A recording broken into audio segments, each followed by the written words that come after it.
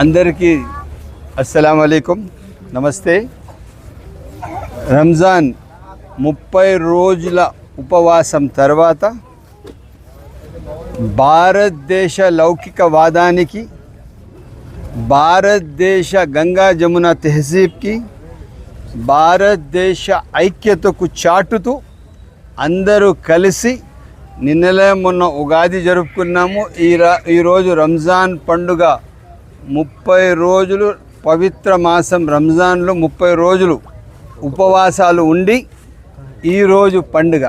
30 రోజులు తెల్లవారు నుంచి సాయంత్రం వరకు ఒక్క పొద్దులు ఉన్న వాళ్ళు ఎవరు కూడా ఉపవాసం ఉన్నారు. ఏమాత్రం తినే పరిస్థితి ఉండదు.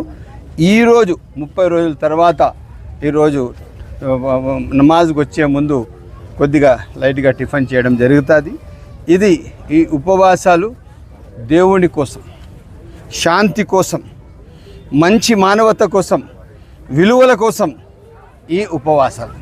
ఇది ఎప్పుడు భారతదేశ విలువలకు, భారతదేశ అన్యోన్యతకు, భారతదేశ సమగ్రతకు కాపాడుతూ మనమందరము మంచి మానవతా విలువలు చాటుతూ ముందుకు నడిచే రంజాన్ పవిత్ర మాసానికి ఇది ప్రతిబింబం అని తెలియజేస్తూ ఒక్కసారిగా అందరికీ భారతదేశ పౌరులందరికీ పేరున రంజాన్ శుభాకాంక్షలు. అస్సలాము అలైకుం.